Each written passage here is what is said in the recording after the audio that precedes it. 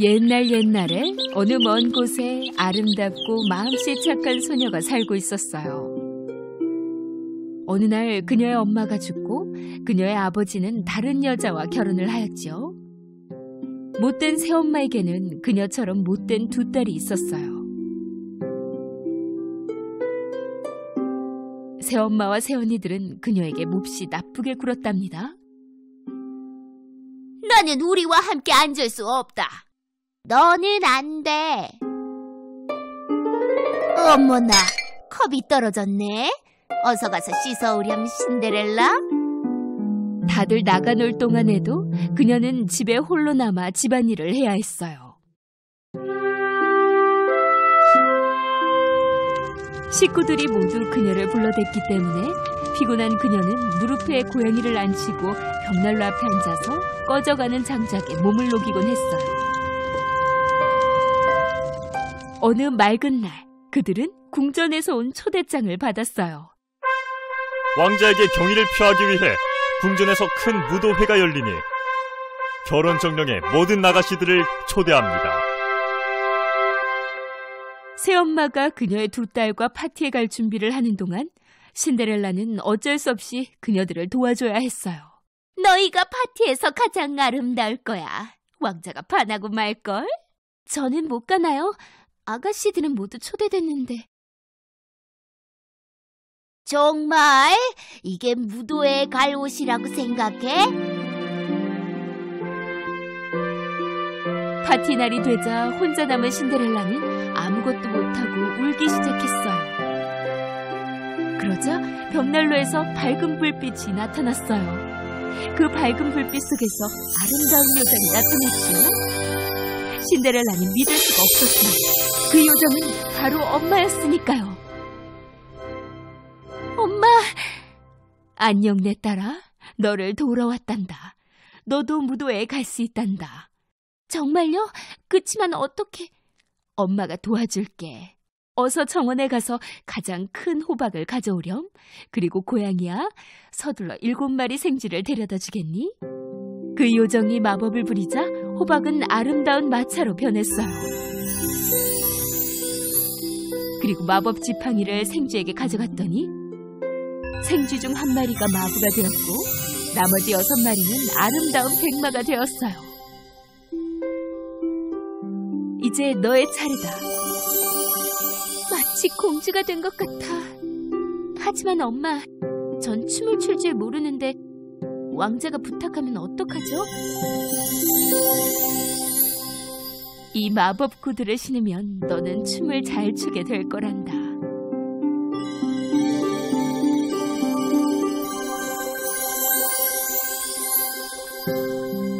넌 왕자와 춤을 춰야 해. 하지만 잊지 말거라. 그 마법은 12시에 끝나게 될 거야. 그러니 12시가 되기 전에 집으로 돌아오려무나. 엄마, 감사합니다. 12시 전에 돌아올게요. 약속해요. 엄마, 우리 다시 만날 수 있죠? 난 항상 내 옆에 있어.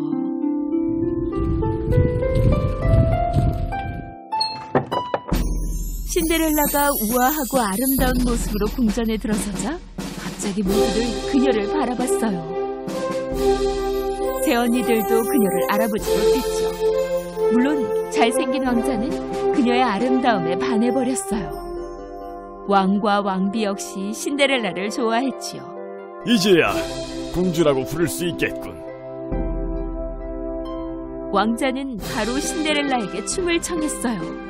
신데렐라는 마법 구두 덕분에 무도회장에서 멋지게 춤을 추었죠. 새엄마와 두 딸은 신데렐라의 아름다움에 말문을 잃고 질투가 나서 분노했어요.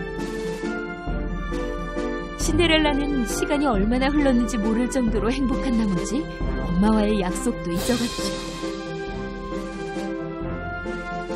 그런데 그때 벽에 걸린 시계를 보니 거의 자정이었어요. 왕자를 그대로 남겨둔 채 그녀가 무도회장 계단을 뛰어내려오는데 마법 구두 한 짝이 벗겨지고 말았어요. 하지만 다시 가져올 시간이 없었죠.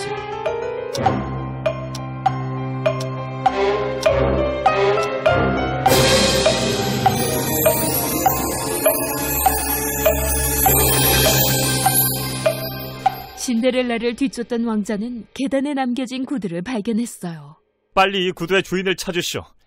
나라를 샅샅이 뒤져서라도 꼭 찾아주세요. 부하들은 온 나라를 뒤져 모든 젊은 아가씨들에게 구두를 신기려고 했지요. 하지만 발이 맞지 않았어요. 마침내 신데렐라의 집에 도착한 그들은 두 딸에게 신발을 신게 했어요. 조금만 더 당기면 될 거예요.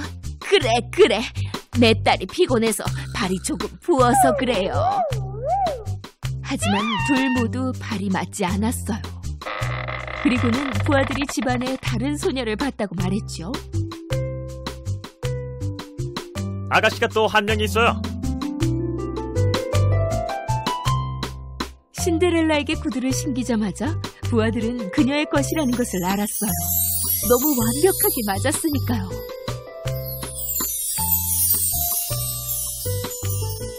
우리와 함께 궁전으로 가주십시오. 왕자님이 기다리고 계십니다. 부하들은 신데렐라를 궁전으로 데리고 갔죠. 왕자는 신데렐라를 보고는 바로 그녀임을 알아차렸어요. 그리고 매우 행복했죠. 그는 무릎을 꿇고 그녀에게 청혼했어요. 나와 결혼해 주시겠소, 공주님? 기쁜 나머지 신데렐라는 바로 왕자의 프로포즈를 받아들였고 그들은 영원히 행복하게 살았답니다.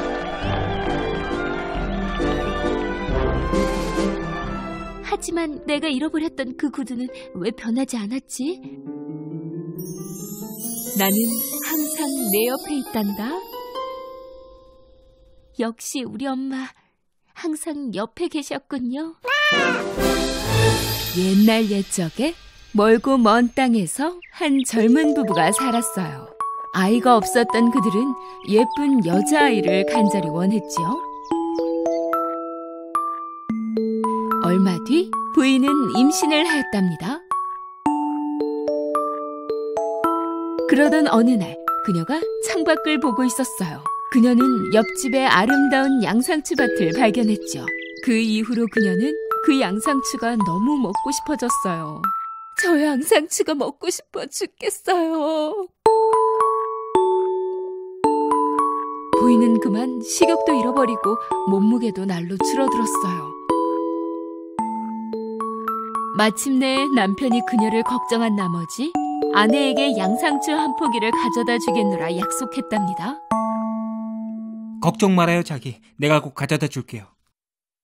하지만 그건 너무 위험해요. 저 옆집에는 사악한 마녀가 살고 있었어요. 그리고 그 밭은 큰 벽이 있었지요. 그래서 누구도 넘볼 수가 없었어요. 남편은 힘을 다해 그 벽을 오르기 시작했지요. 마침내 그 밭에서 양상추 한 포기를 구해왔어요.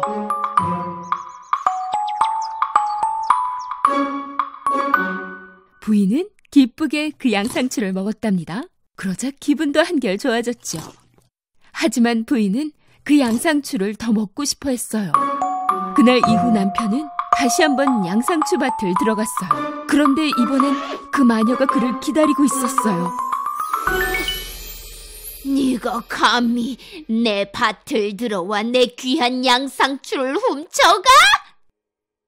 임신한 아내가 당신의 양상추를 간절히 원해서 그만. 내 허락이 있어야 한다는 걸 너도 알고 있을 텐데. 허락해주지 않을 줄 알았어요. 용서해주세요. 용서라고? 벌을 받게 될 것이다. 그 양상추를 먹지 않으면 그녀는 아파서 아이를 낳을 수 없을 거예요. 제발.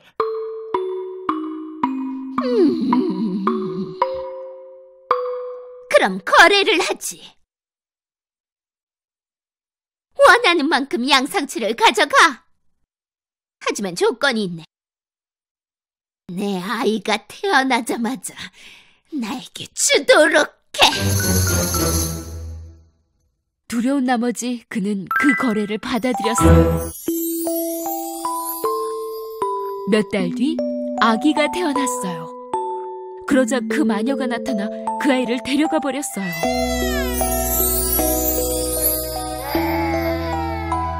그 마녀는 그 아이의 이름을 라푼젤이라고 지었지요. 엄마가 간절히 원했던 양상추의 모양 때문에요. 그 마녀는 그 소녀를 정성껏 키웠답니다. 라푼젤이 16살이 되자 그녀는 너무나 아름다운 숙녀가 되어 있었어요. 그 마녀는 라푼젤을 깊은 숲속 큰 성에 두었지요. 하지만 이 성은 계단도 없었답니다. 꼭대기에 작은 창문 하나가 있을 뿐이었어요. 그 마녀는 라푼젤의 아름다운 금발머리를 자르지 못하게 했어요. 마녀가 그녀에게 가려면 성 아래에서 그녀를 불러야만 했답니다. 라푼젤! 라푼젤! 너의 금발머리를 내려주렴! 엄마란다! 라푼젤은 그녀의 긴 금발머리를 작은 창문으로 내려주었어요. 마녀는 라푼젤의 금발머리를 타고 성 꼭대기로 올라왔답니다. 여러 해가 지났어요. 하루는 어느 멋진 왕자가 사냥하기 위해 숲속으로 오게 되었어요. 그는 숲속 어디선가 들려오는 아름다운 노랫소리를 들었죠.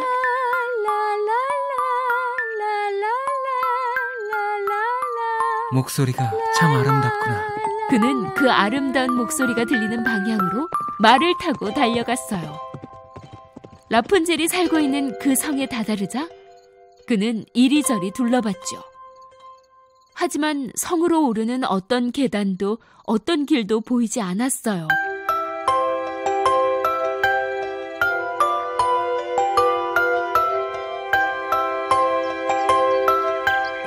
아름다운 목소리에 매혹된 그 왕자는 매일 그 성을 찾아갔어요. 하지만 어떻게 오를 수 있을지 전혀 방법이 없었지요. 어느 날 밤 다시 한번 그가 그 성을 찾아갔을 때 그는 마녀가 그 밑에서 기다리고 있는 것을 봤어요. 라푼젤! 라푼젤! 너의 금발머리를 내려주렴! 엄마란다!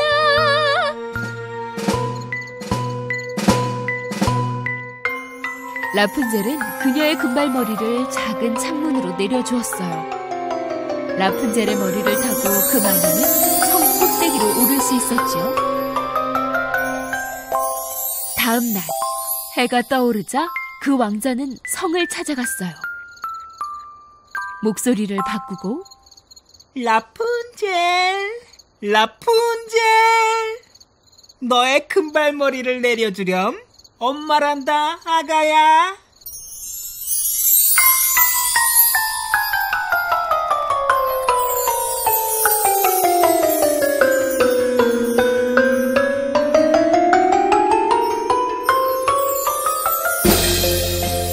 처음으로 엄마가 아닌 다른 사람을 보게 된 라푼젤은 조금 무서웠어요. 당신은 내 엄마가 아니잖아요. 왜 여기 온 거죠? 당신을 두렵게 할 생각은 없어요. 당신의 노랫소리를 듣고 당신의 목소리에 빠져들었어요. 난 그저 그 목소리의 주인을 만나고 싶었을 뿐이에요. 라푼젤은 그 왕자의 말이 마음에 들었고 더 이상 무섭지도 않았어요. 모든 것은 순조롭게 흘렀고 그 마녀는 어떤 것도 눈치채지 못했답니다. 마침내 어느 날 그 왕자가 라푼젤에게 청혼을 했어요. 나와 결혼해 줄래요? 라푼젤은 행복해하며 멋진 그의 청혼을 받아들였지요. 하지만 라푼젤은 어떻게 성을 내려가야 할지 몰랐어요. 바로 그때 좋은 생각이 났어요. 왕자는 성을 방문할 때마다 천조각을 나르기 시작했어요. 라푼젤은 그 천조각을 묶어서 긴 루프를 만들었죠. 그런데 어느 날 라푼젤은 그만 말실수를 하고 말았어요. 엄마보다 왕자님이 더 빨리 올라온답니다. 어느 왕자님? 어느 왕자님? 그때 그 마녀는 뭔가 수상한 낌새를 눈치채고 그녀를 향해 소리 지르기 시작했어요. 네가 감히 나를 배신해? 세상 약으로부터 너를 보호하려고 노력했다.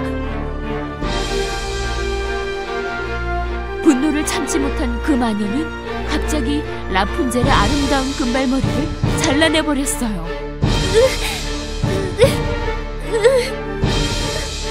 그리고 그녀를 멀고 먼 사막으로 보내버렸죠. 그날 밤, 그 마녀는 성 안에서 그 왕자가 오기를 기다렸어요. 잠시 후 밑에서 왕자의 목소리가 들렸어요. 라푼젤, 라푼젤, 금발머리를 내려주시오. 당신의 왕자가 왔다오. 그 마녀는 라푼젤에게서 잘라낸 머리를 내려주었지요.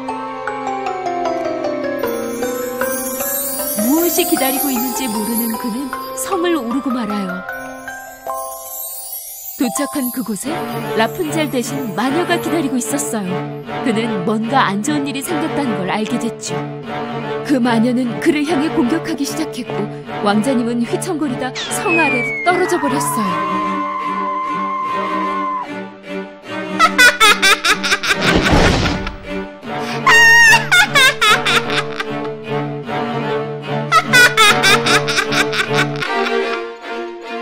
성 아래의 덤불 덕분에 그는 간신히 살았어요. 하지만 그의 눈은 가시에 찔려버렸고 그는 더 이상 아무것도 볼 수가 없게 됐어요. 장님이 된 왕자님은 숲을 계속 돌아다녔죠. 눈물을 흘리며 라푼젤을 찾아다녔어요. 그는 풀과 숲속에서 발견한 야생과일을 먹을 수밖에 없었어요. 머나먼 길을 걷던 왕자는 마침내 라푼젤이 사는 사막에 도착했지요. 그러자 갑자기 상상할 수 없었던 일이 벌어져요. 그는 그 아름다운 목소리를 듣고 말았던 거죠. 왕자님은 그 목소리의 주인공을 알아차렸어요. 라푼젤의 목소리가 분명해. 그는 아름다운 목소리가 들리는 방향으로 걸어갔어요. 동시에 그는 소리치기 시작했어요. 라푼젤, 라푼젤, 라푼젤. 라푼젤 역시 왕자님의 목소리라는 걸 알아차렸어요. 나의 왕자님. 그녀는 그를 향해 달리기 시작했죠. 왕자님! 마침내 그들은 서로를 발견했어요. 그를 발견하자마자 라푼젤은 왕자님을 안고 기쁨의 눈물을 흘렸지요. 라푼젤의 눈물은 왕자님의 눈을 적셨어요. 그때 갑자기 기적이 일어났어요. 왕자님이 눈을 떴어요. 그는 다시 볼 수 있게 되었어요. 라푼젤도 무척 행복했어요.